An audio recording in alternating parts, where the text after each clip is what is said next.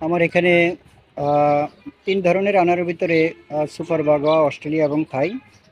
তো আপনারা দেখেন, এই এই এটা হলো থাই আনার চারা। এখানে আলহামদুলিল্লাহ দেখেন আপনারা চারাগুলা অনেকটা ঝোপালো আকৃতির, বেশ ভালোই। আর আর এখানে আছে সুপার বাগোয়া। সুপার বাগোয়া চারাগুলো একটু বড়ই হয়েছে, বেশি লম্বা, বেশ সতেজ। তো দেখেন, আমি যদি এখান থেকে দেখাই, এই হলো সুপার বাগোয়া।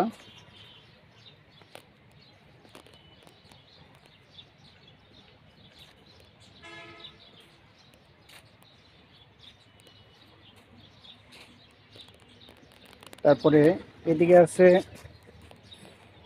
আহ, অস্ট্রেলিয়া,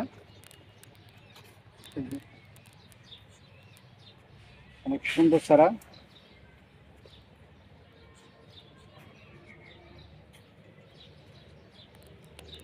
তারপরে এখানে আছে সিলেটের বিখ্যাত জারা লেবু, 1 থেকে 1.5 কেজি হয় এক একটা চারা। এবং আলহামদুলিল্লাহ ফুল এসে গেছে, আপনারা দেখেন বেশ কিছু চারা আমার এখানে আছে।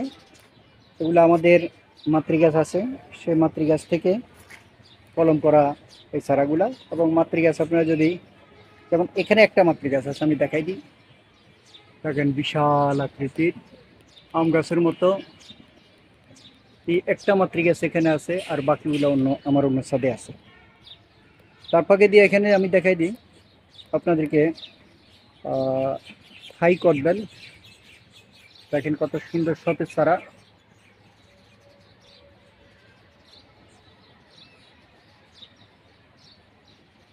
এই যে চারার গোড়া, চারার হাইট 5.5 ফিট। এবং কিছুদিন আগে এগুলাতে সবগুলোতে ফুল ছিল, আমি ফুলগুলো ঝরাই ফেলেছি, কারণ আহ, এই বছর ফুল রাখা ঠিক হবে না, যেহেতু চারা গাছ। তাই তো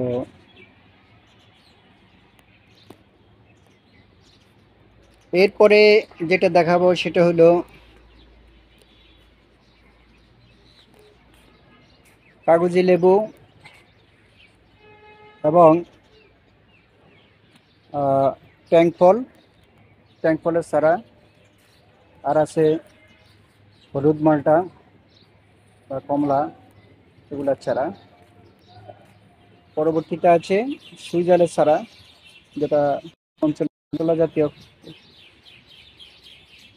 গাছ, এবং এটা সাধারণত মাংসের সাথে খাওয়ানো হয়। এরপরে আছে আমার এখানে ভিয়েতনামি কাঁঠালের চারা।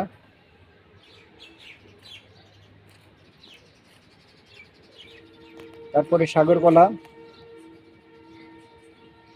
যেটা আমার বাগানের থেকে চারা করা হয়েছে। আর এ হলো ফিলিপিনি আখের চারা।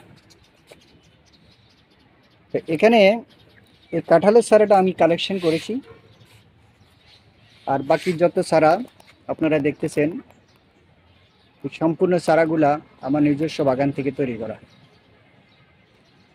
আনার বলুন,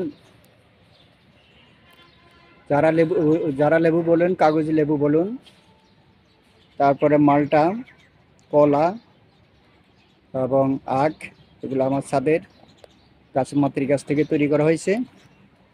তো যাই হোক, আপনারা দেখাইলাম আপনাদেরকে সব কিছুই।